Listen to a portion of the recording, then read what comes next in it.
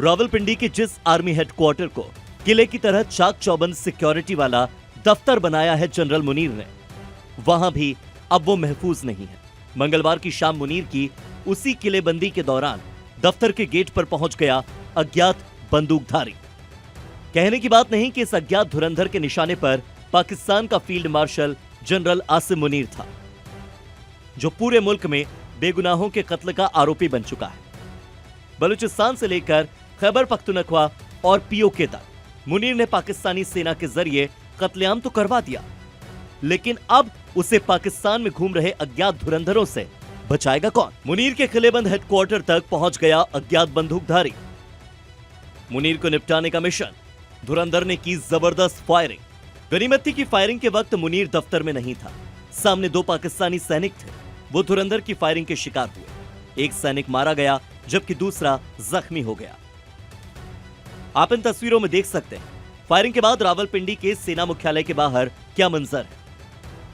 एक तरफ पाकिस्तानी सैनिक की लाश पड़ी है तो दूसरी तरफ हमलावर धुरंधर की गन। हालांकि सेना की क्रॉस फायरिंग में अज्ञात हमलावर भी मारा गया, लेकिन जांच में उस हमलावर की जो पहचान सामने आई वो मुनीर के लिए भी हैरान करने वाली है। पाकिस्तानी सेना के मुताबिक हमलावर का नाम मोहम्मद हुसैन था। मोहम्मद हुसैन खैबर पख्तूनख्वा का रहने वाला एक पठान था। उसके पास से इमरान खान की पार्टी पीटीआई के दस्तावेज मिले।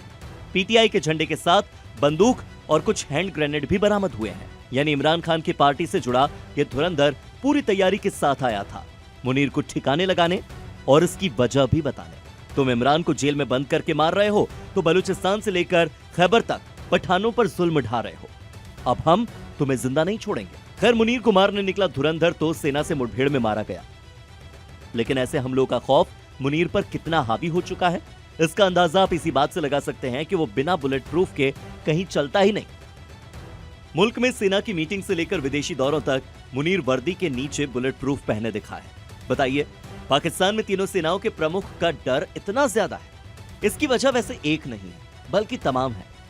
टीटीपी यानी तहरीक-ए-तालिबान पाकिस्तान, इसके अलावा BLA Balochistan liberation army, PTI Pakistan Tehreek-e-Insaf, इसके अलावा जेएएसी यानी कि जॉइंट अवामी एक्शन कमेटी और अफगानिस्तान का तालिबान। मुनीर को जान का खतरा किसी एक मोर्चे पर नहीं बल्कि ऐसे कई मोर्चों पर है। और सबसे बड़ा खतरा तो खैबर पख्तूनख्वा में एक्टिव तहरीक-ए-तालिबान से है, जिन्होंने मुनीर की हत्या के बदले इनाम तक की घोषणा कर रखी है। दूसरा खतरा है बलूचिस्तान की आजादी के लिए लड़ रही बीएलए से। इस फौज ने पाकिस्तानी सेना की नाक में दम कर रखा है। तीसरा खतरा भी अब मुनीर के लिए इमरान खान की पार्टी की ओर से सरेआम हो चुका है।